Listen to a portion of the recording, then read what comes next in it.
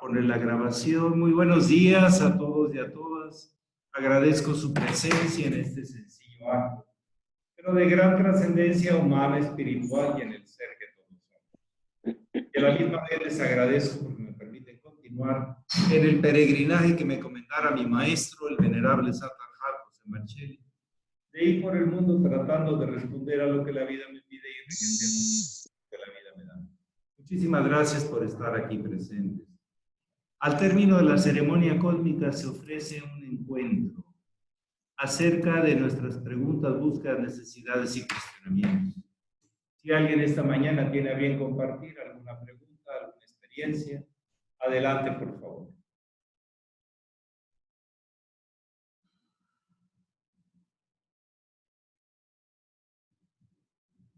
La hermana Marión pide la palabra. Buenos días. Buen día, maestro. Buen día, gracias. Gracias, Delio. Atenta y agradecida de tu coordinación. Todos los hermanos, buenos días. Maestro, la luz de los maestros, la inspiración de los maestros. Yo, ¿cómo puedo seguir como buena discípula la luz de esos maestros reales que me inspiran, maestro, por favor? Bueno, yo quisiera decir, de acuerdo a mi experiencia, más que la luz del maestro, la luz que percibo a través del maestro. No es que la posea el maestro, pero el maestro ha venido sintonizándose con esa fuente universal y por sintonía hay una afinidad y todo fluye en polaridad, uno como discípulo y otro como maestro. Para que un discípulo reciba la luz necesita ser discípulo y el maestro discípulo de otro maestro. Así se da ese flujo de información y de profunda confianza en el plan de la vida. El aspecto espiritual no es que tantas veces vamos a misa los domingos, sino más bien tanta confianza tenemos en la enseñanza, en la tradición de la vida, de su sabiduría, y la practicamos como una consigna cotidiana y tratamos de no perder ese punto de referencia tan importante. Cuando el discípulo va en esa sintonía, aprende, estudia, reflexiona, practica la enseñanza, la luz fluye por afinidad, porque es un discípulo. Entonces aparece el maestro. Cuando está preparado el discípulo, aparece el maestro. ¿Y cuándo se prepara un discípulo? Cuando desea aprender. Prepararnos para aprender no es fácil. Hay resistencia dentro de nosotros mismos. Pero la vida siempre nos está mostrando, nos está enseñando, nos está señalando aspectos. Tenemos que trascender, si quieren al principio está bien, de la persona del maestro. Tenemos que trascender algún día esa personalización o personificación del maestro hacia el vehículo de una tradición. Yo venía hoy en la mañana reflexionando, cuando hice la gimnasia, acerca de que el maestro de la Ferrier dice algo hermoso, precioso, digno de ser resaltado y practicado. Dice, yo soy un servidor de la sagrada tradición inicial. Se las presento para que ustedes también sean servidores de ella. Qué hermosura, qué belleza. No fue el jefe de la tradición. No vino a cambiar nada. El mismo Cristo decía, yo no vengo a abrogar la ley, sino a cumplirla. Así fluye la luz. Lo demás genera contrariedades, enemistades y hasta enemigos. Eso no puede ser uno enemigo. Puede ver, no es tan tonto, de ver adversarios que van para otro lado. Versus para allá, versus para acá. Versiones para allá, versiones para acá. Versiones que se enferman, versiones que se sanan. Versiones que que son felices, versiones que son deprimidas y infelices. De todo tipo de versión hay en es obra, la obra. Y uno tiene que tomar las mejores referencias. Y eso es ser discípulo. Más que creerse maestro. Fíjense, el maestro de la Ferrer dice, y su más humilde servidor. De la tradición inicial. Pero de servidor tenemos que aprender de qué se trata, cómo fluye esto. En nuestros estudios no podemos detener el lado científico, analítico, pero también las referencias, como usted le llama la inspiración, el aliento de vida que nos da alguien que lo vivió y que nos dice por aquí, con esa certeza, por aquí, hacia allá. Fíjate bien en dónde estás y hacia dónde te vas a dirigir. Esa calidad discipular es lo que hace que fluya esa luz. Pero no está en el maestro, porque a su vez el maestro es un discípulo de otro maestro. Cualquier discípulo que abandona a su maestro y se cree más que su maestro, o que el maestro, que hasta de Papá Dios, hay gente que se cree más poderosa que Papá Dios, hay de todo, no fluye. Esa gente se va enfermando del cuerpo, del alma, del espíritu. Tenemos que estar así como el maestro, el gran referente, el avatar de la era, al servicio. Como decía el hermano mayor continuamente, estrada para servirle, y lo acentuaba y agachaba un poquito la cabeza. No creo que decía estrada para servirle, no. Estrada para servirle, como una pequeña reverencia.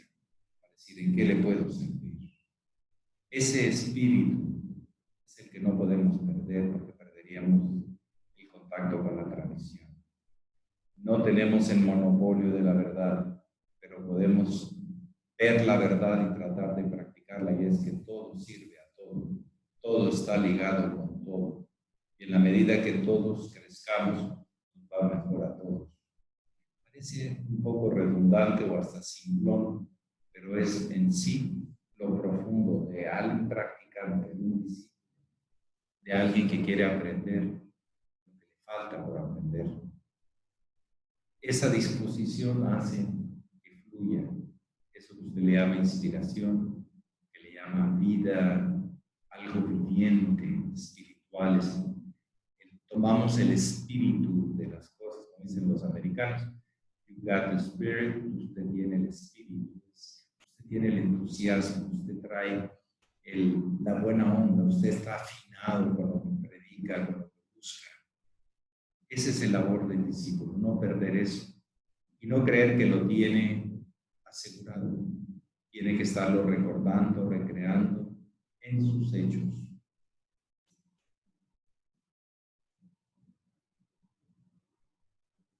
No hay garantías de ser discípulo. Te ganas el derecho de ser discípulo y la obligación o compromiso de ser discípulo. Y es un gran honor.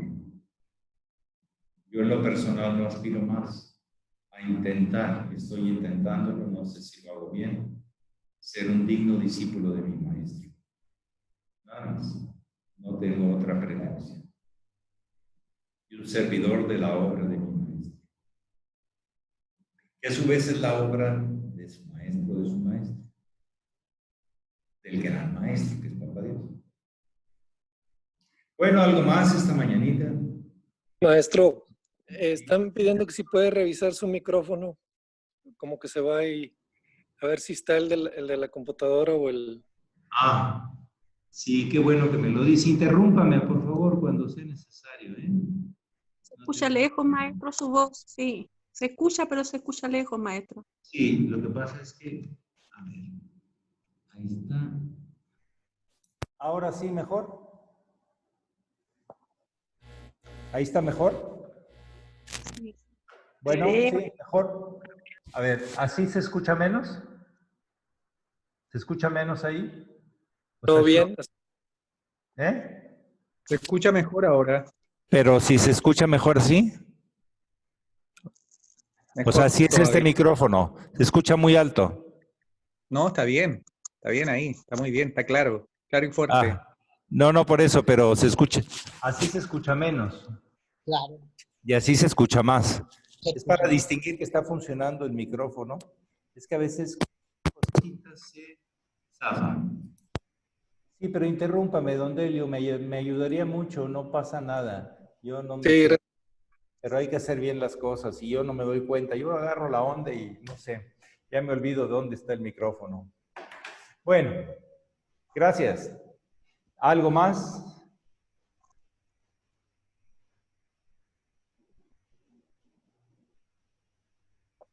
Sí, esto me recuerda una anécdota del hermano mayor muy hermosa, que había un X hermano, para no personalizar,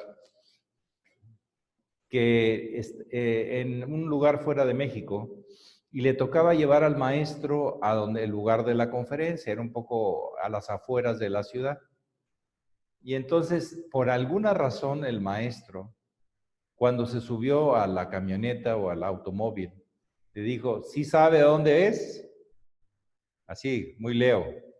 Sí, maestro, ¿cómo no? Sí sé. Bueno, confío en usted, porque ya vamos un poco tarde. Porque esta persona era bastante mala con la puntualidad. Bueno, y entonces empiezan a ir, y no llegan, y no llegan, y se devuelve y da vueltas, y se devuelve y da vueltas, y se pierde, y va por aquí, y va por allá. Y después de media hora, ya es muy tarde, le dice, creo que usted no sabe a dónde va. Pues la verdad que no, maestro, dígame usted, sáqueme del apuro. Entonces lo que usted quiere es demostrar a ver quién es más idiota. Yo ya sé que usted es un idiota, porque no sabe, no sabe a dónde va. ¿Sí? Y me presume que sí sabe a dónde va. Ese es doble. ¿Sí? Entonces, no, ahora usted me saca. Yo no conozco este lugar, yo no sé. Usted tiene que cumplir lo que usted me dijo que sí sabía. Pues total, acabaron, después de esta buena reprimenda, que el maestro no le gustaba llegar tarde, llegaron al lugar. Sí, hay que tener cuidado de decir sí sepa dónde voy y luego no demostrarlo en los hechos que no sepa dónde voy. Llega a suceder seguido eso. Sí. Pero el maestro dijo, no, yo no voy a ser más tonto que usted. Yo no sé, pues confieso que no sé, usted me dijo que sí sabía y no sabe. Hay que tener cuidado, ese es más grave todavía. Bueno, algo más. Anécdotas. Iván, que está con Marión, pide la palabra. Don Iván, un gusto saludarlo. Hola maestro, buen día a todos, gracias Belio. No te conozco, pero ya me caes muy bien. Hace dos charlas atrás, o una charla atrás, porque las estoy escuchando algunas en diferido porque estoy yendo a trabajar, usted se refería a que cuando para hacer la guerra se necesitan dos, o sea, para que haya una contienda se necesitan dos, y eso es cierto, pero también hay un complemento a eso, y es que cuando uno quiere la guerra, el otro no puede tener la paz, es decir, hay una especie como de territorio entre la guerra y la paz, en el que también se producen escaramuzas y que también hacen bastante complicado el convivir. Me gustaría, si lo tuviera bien, digamos, nos iluminara un poco con este tema que le propongo. Mire, que usted es muy puntilloso. Le gustan las cosas con los puntos bien puestos. ¿Sí? Yo creo que últimamente traigo esta versión. Posiblemente descubra algo más claro, seguramente. Podemos tener enemigos, pero es natural que tengamos adversarios. Unos van para un lado y el otro va para el otro lado.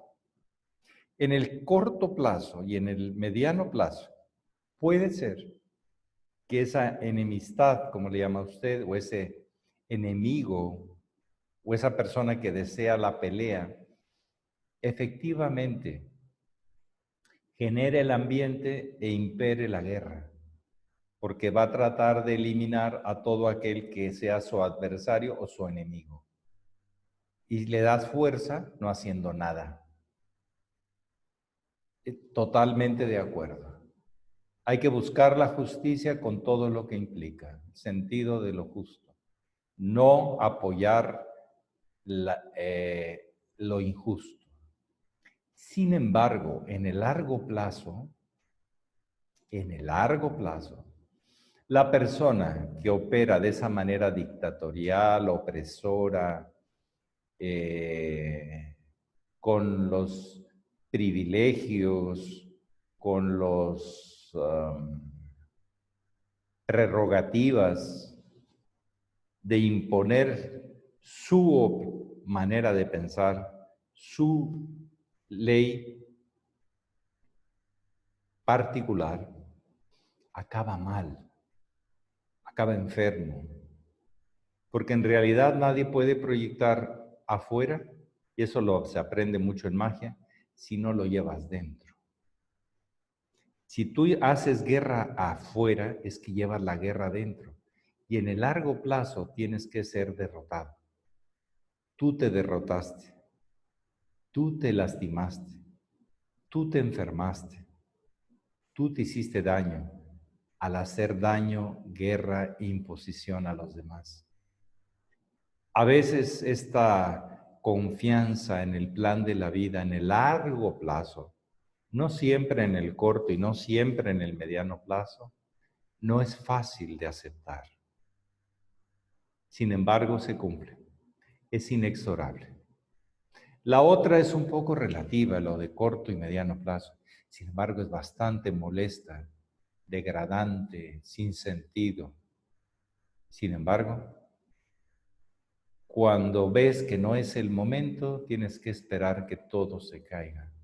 Porque un régimen que no es sano, que no colabora todo con todo y es sostenido por cómplices para tener poder porque no lo tienen, es algo. Una de las experiencias más significativas de un ser humano, según hasta dónde voy, seguramente hay gente que ha descubierto cosas más claras, es que el verdadero poder es ser el servidor de la obra, sentirte parte de ella, involucrado con ella, en tu obra, que es la misma obra de la gran obra. Es el verdadero poder, el poder de servir, el poder de colaborar para que todo sea mejor para todos. Ese es el gran poder, el poder que han tenido los grandes maestros de la humanidad.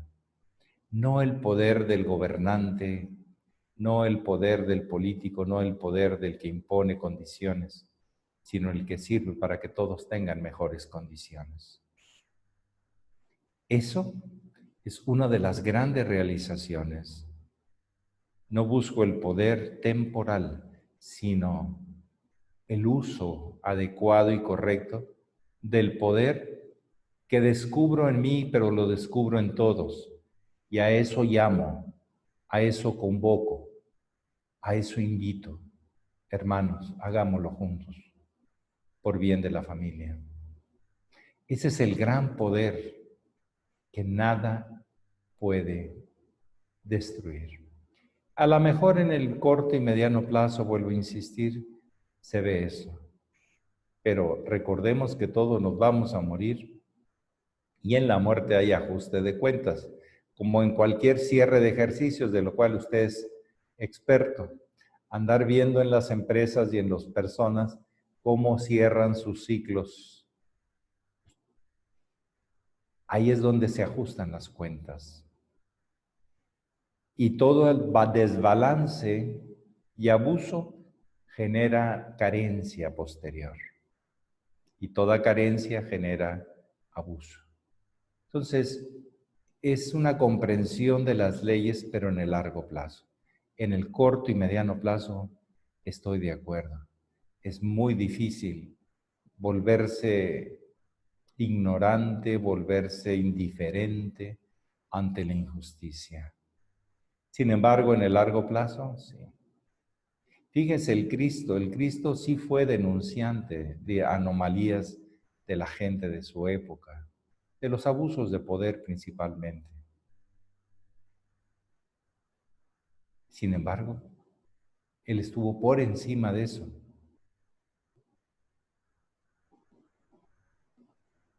Y no fue el enemigo de ellos, pero sí fue el que denunciaba que eso los perjudicaba a ellos y les perjudicaba a la gente. No sé si me doy a explicar. Es un tema que sí nos indigna, pero en el largo plazo hay que tener confianza que hay algo superior a estas cosas personales o transitorias, porque vamos de paso como personas, pero el Espíritu sigue, y sigue un camino de purificación, querámoslo o no. Y la purificación se da en ese balance, en ese intercambio con la vida. Es lo que yo le podría comentar, pero hay que seguir investigando qué es lo que funciona mejor en el corto, mediano y largo plazo. Porque a veces parece que una cosa que funciona en corto plazo no funciona en largo plazo.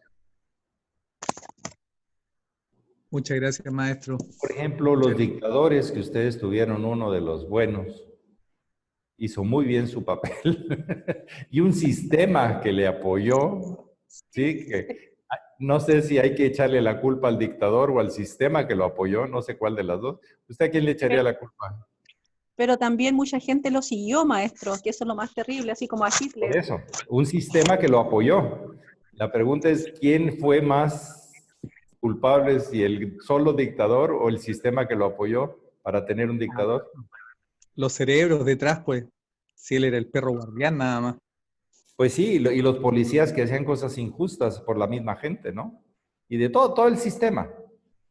Entonces hay que verlo, y toda esa gente acaba mal, acaba muy sentida, acaba enferma. Los dictadores acaban agónicos y no se pueden morir. Parece que la vida les sigue exigiendo hasta el último momento que entreguen y no quieren entregar.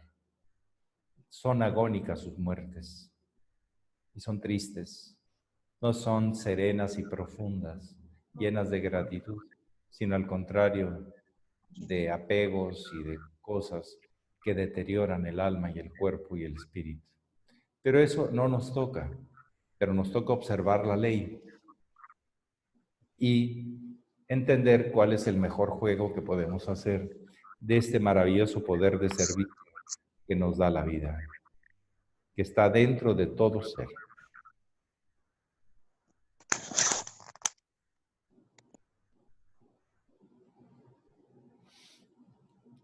Bien, ¿algo más? El hermano Leti Carmona pide la palabra. Doña Leti, ¿cómo le va? Un abrazo a Toluca. Muchas gracias, maestro. Igualmente un abrazo para usted, para Gracia, y saludos, hermanos. Maestro, dentro de la convivencia,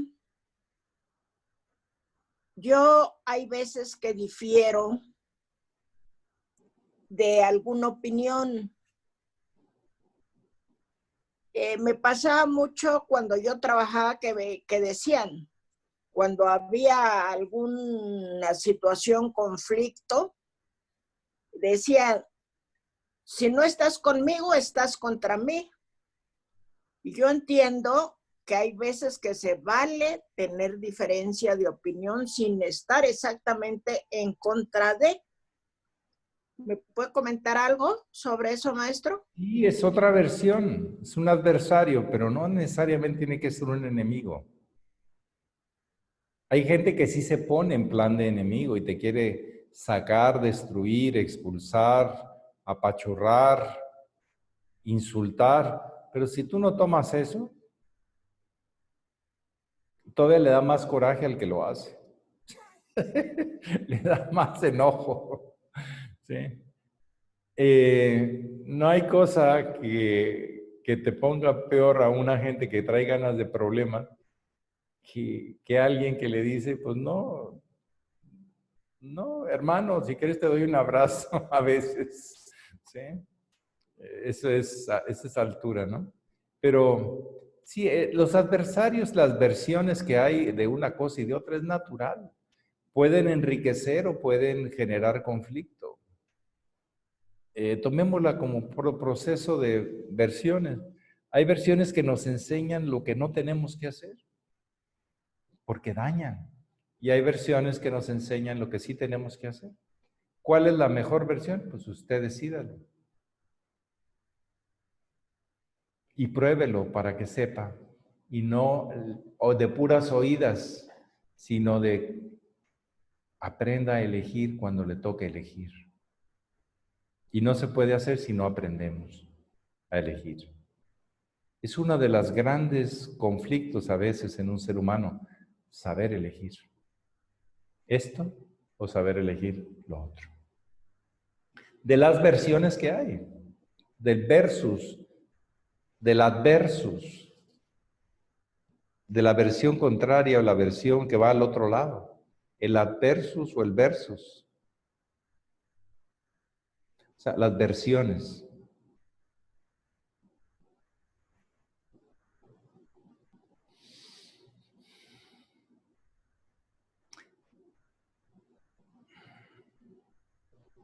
¿De qué hacemos culto? Por ejemplo, ayer, hoy voy a mandar ya el luces y vínculos, y hay un concepto que yo nunca le había caído en cuenta, que está incluido ahí, que se llama la latría, que significa adoración, reverencia, culto a algo. De ahí sale la egolatría, el culto, la reverencia, la adoración a mi ego. ¿Sí? Egolatría.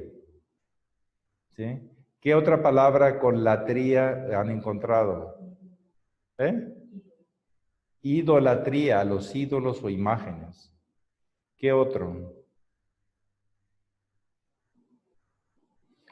Sinastría. No, latría.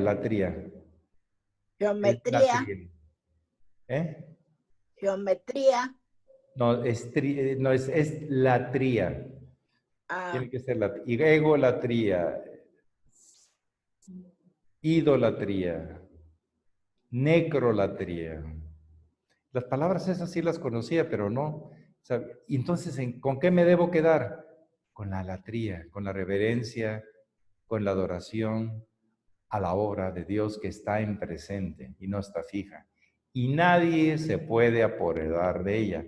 La deformación del culto a la latría o a la reverencia a los dioses, que puedo asignarlo a mí mismo o a otras cosas, la deformación está en que es algo permanente, cuando en realidad Dios siempre es nuevo y presente y no hay algo que lo defina en el tiempo.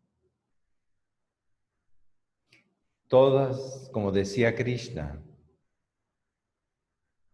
de acuerdo con mi impetras es como me presento en ese instante. No. Entonces, la gran deformación que hace nuestra conciencia es que deja fijas las presencias, las manifestaciones de Dios. Hasta luego me quiero apoderar yo permanentemente de no sé qué cosas. Por eso el gran sendero que mostraron los maestres fue de desapego y de siempre estar abiertos a encontrar la nueva versión de Dios. O un poco o bastante, como decía el venerable Satarhat, con esa singular forma de expresar las cosas. Dios es presente, te pierdes el presente, te pierdes a Dios. Muy, muy hermoso ese concepto y muy fino también, muy bien hiladito. Entonces, pero lo más importante es cómo lo practicamos. Entonces, ¿de qué hay problema de que alguien en un momento ande enojado o quiera imponer cosas? No. Vamos a vernos de otra manera. ¿Qué le conviene a todos? A ver, ¿alguien han visto que en una reunión se pare y diga, es que si no hacen lo que digo, todos están mal. Han visto que hay gente que lo da a entender, pero si lo dice, la gente no le va a hacer caso. Lo tiene que decir de otra manera. Lo tiene que decir como amenaza. Si ustedes no me hacen caso, llorarán y tendrán crujir de dientes. Y luego me van a mandar llamar porque no me hicieron caso. Ay, pero suena horrible eso. Suena horrible. ¿Ok? Entonces, tenemos que hacer un culto, pero a esa maravillosa facultad de siempre presente. Y no en ninguna forma o en ningún estado particular. Porque van de tránsito, van cambiando. Pero hay algo que queda, y a eso hay que hacerle culto.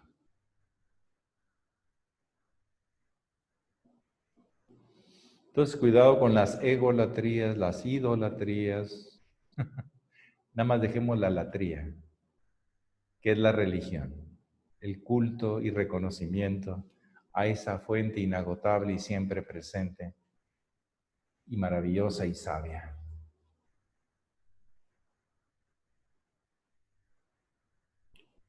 ¿Algo más? ¿O alguien quisiera dar una opinión sobre este tema, que es un tema pues que todos convivimos y vivimos con, para y con él? El hermano Carlos Plata pide la palabra. Don Carlos, ¿cómo le va? Muy buenos días. Un abrazo al México DF. Buenos días, maestro. Buenos días para todos. Quería que me hablara un poquito acerca más de lo que es el desapego. ¿Cómo practicarlo sin tener sentimiento de culpa o dañar a los demás?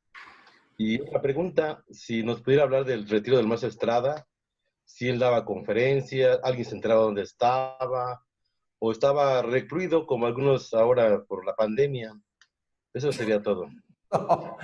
No hay ninguna pandemia. Usted es picudito, don Carlos. Está bien. Se mueve las cosas y le gusta que se muevan, ¿verdad? Bueno, a ver, la primera es, me quedé con la última del retiro. La primera era... El desapego. El desapego, sí. Bueno, el desapego es simplemente fluir con las cosas. Saber que son de usarse y transmitirse, no de apegarse a ello. Esto está muy expresado en el concepto del Brahmacharya, donde lo que recibes tienes que dejarlo y entregarlo a la vida. Si comes, tienes que desquitar lo que comes. Si te apegas y se te pega más de lo que comes, ¿sí? Más de lo que desquitas, perdón, pues tienes un problema, ¿o no? Si comes menos, también tienes un problema. Entonces, el desapego es no apegarte a tu deseo y no apegarte a tu necesidad de retención. El apego hace sufrir, no nos permite renovarnos.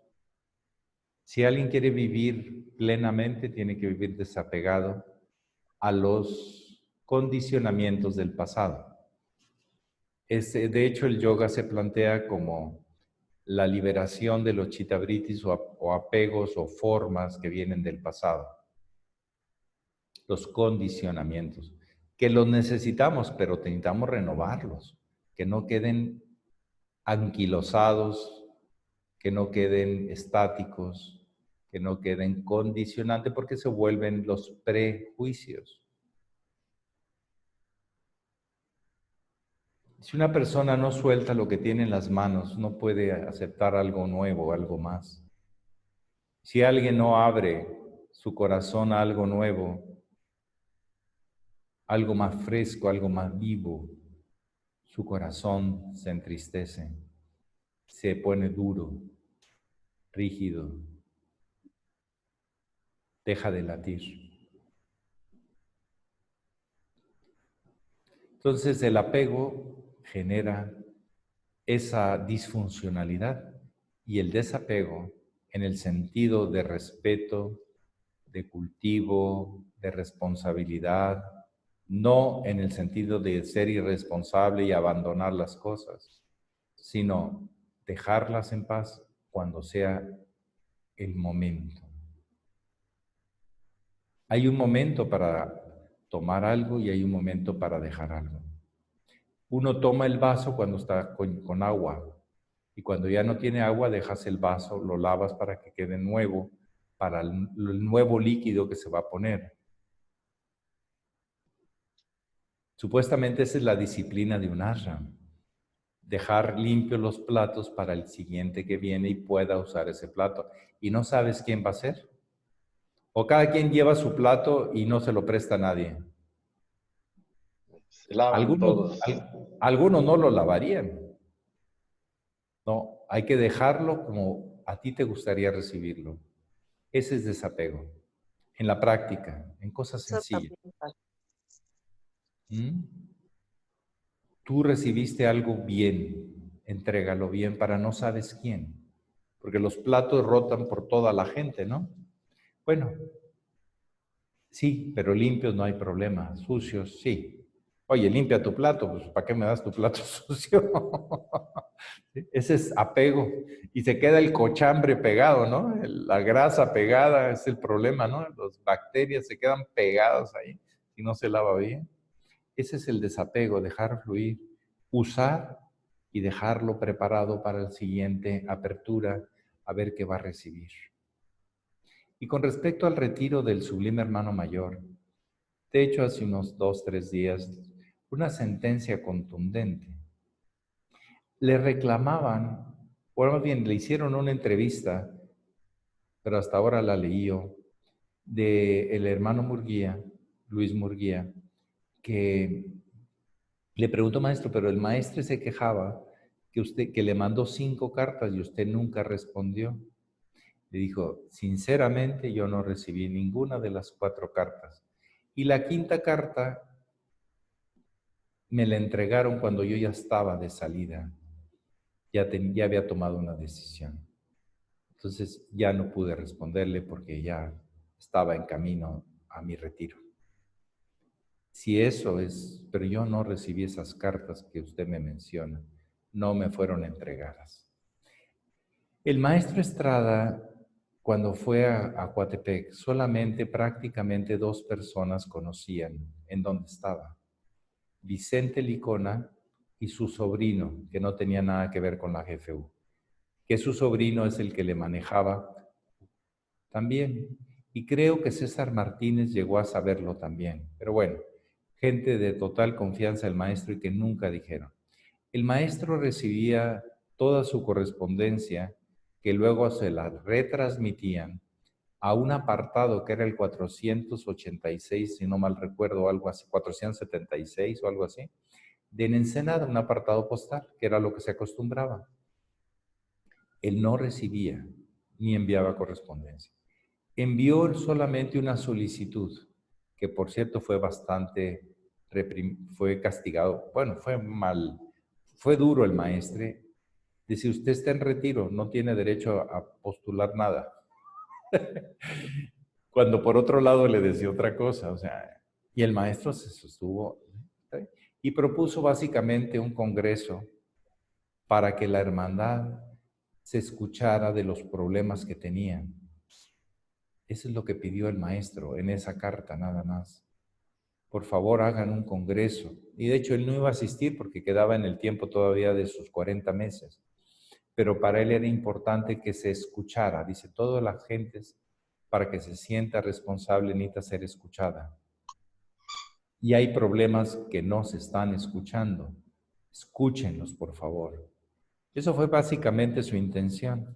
Y fue lo que todo el resto de tiempo se mantuvo con sus vestiduras que él llamaba talares, con su pantalón bombacho, con su camisa y con su capa en ciertos momentos, en la hacienda de Simpisagua sin salir de ese caserío. Eran 8 o 10 casitas, más la gente que vivía en la hacienda, campesinos, más el mayor y su familia, Mayor Alcántara.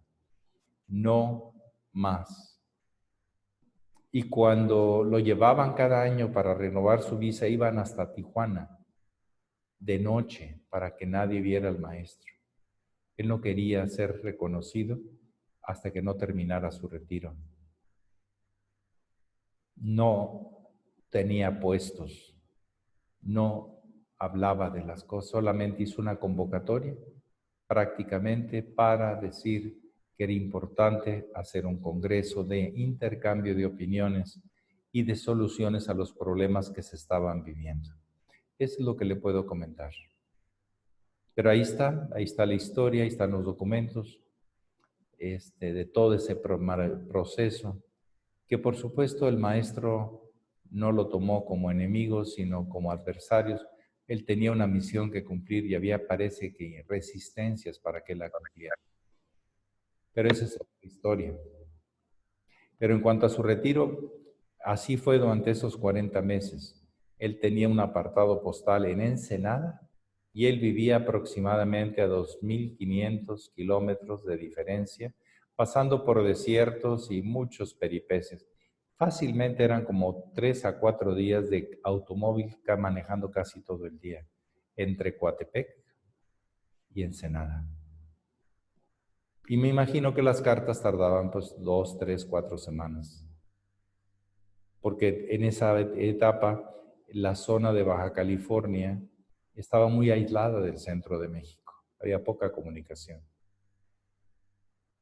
Bueno, algunos detalles del proceso, pero el retiro fue, dice, lo que leí fue esto: no es retiro si no es retiro.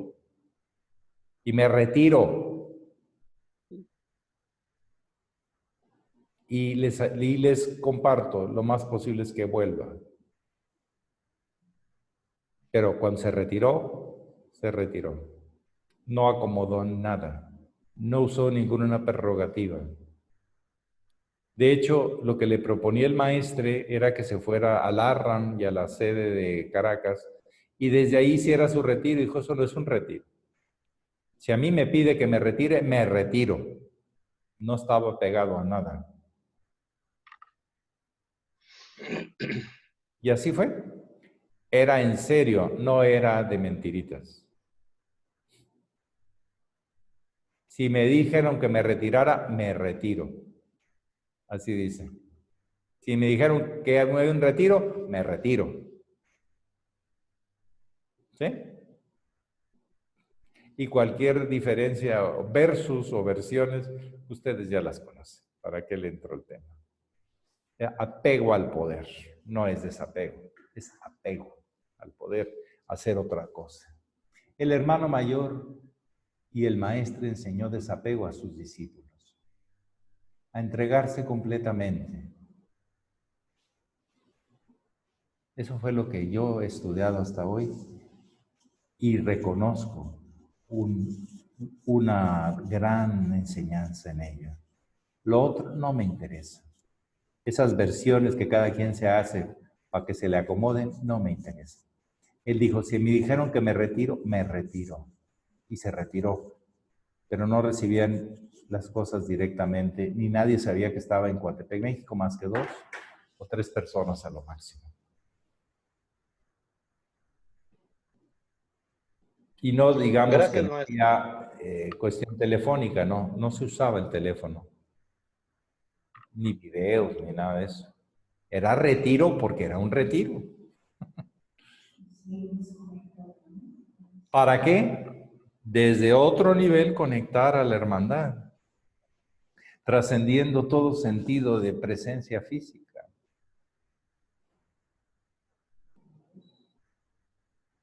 Todo apego debe ser liberado. Él era Satarhat y él decía, el maestro dice que el Satarhat verdadero tiene que haberse liberado de toda baja pasión, todo sentido de apego y entrega sin condición a la servicio del Cristo. Lo que dice el maestro. Y el budismo también. Un arhat es quien refleja la luz del Buda. No trata de dar su luz ni cambiar la tradición, viene a cumplirla. Al pie de la letra, lo que es, lo que no es, no es. Pero bueno, la hermandad necesita más preparación, más cultura. ¿De qué tipo de tradición? ¿Qué nos han transmitido para transmitirlo lo más fiel posible? Porque recuerdo, el maestre dice que él no va a cambiar la tradición. Dice, él es un servidor de la tradición. O sea que la tradición ya estaba. ¿Me explico? ¿Qué es lo que ya ha estado siempre? Eso. A ese es a lo que el maestre de la Ferrier, el avatar de la era, venía a servir. Cuando él va y realiza su experiencia de muerte en el Tíbet, que es enterrado por algunos días, es un desapego completo.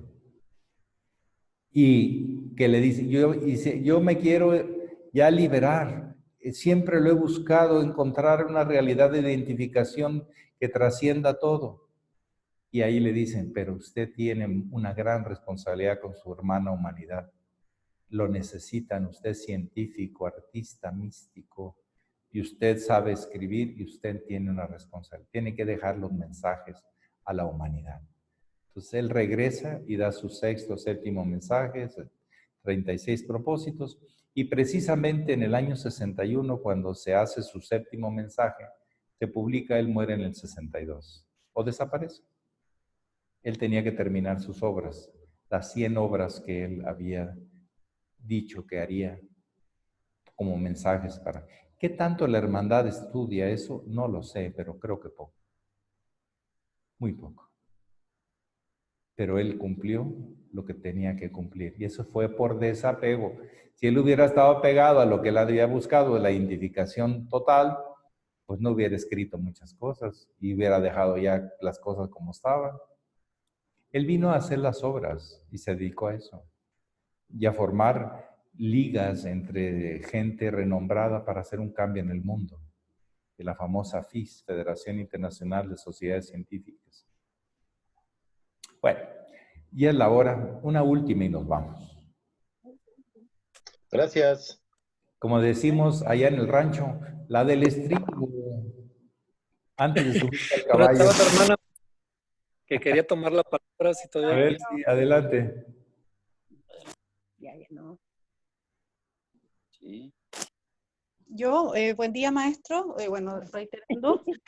Em, Resulta, maestro, que con lo que usted estaba compartiendo me inspiró a compartir, digamos, que cuando uno va a terapia, incluso hasta los quiroprácticos están utilizando el término el desapego del dolor, porque explican que al sostener un lápiz, aunque sea muy, muy liviano en tus manos, pero con una constancia de contener, de estar ahí siempre, duele el cuerpo, duele. Se va el dolor a los huesos, a las articulaciones, el sostener constante. Incluso el sistema nervioso central también se altera. Se altera y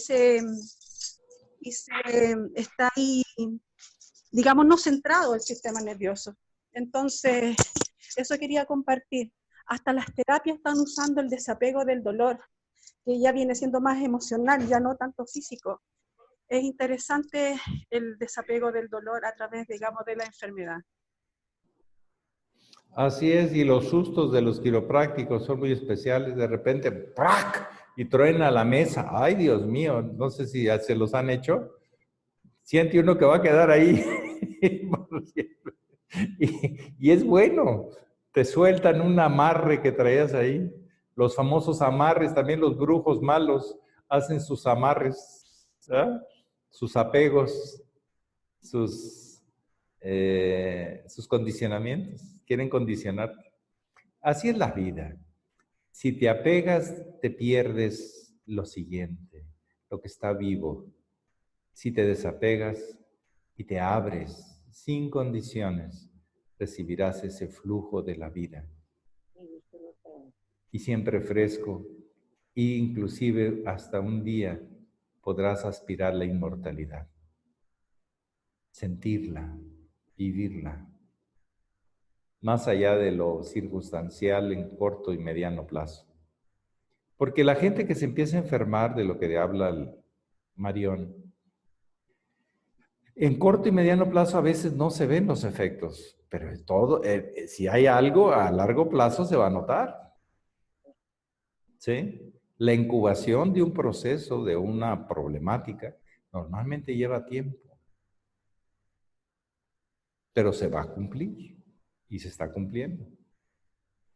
Bueno, tenemos oportunidad también de hacer la parte constructiva,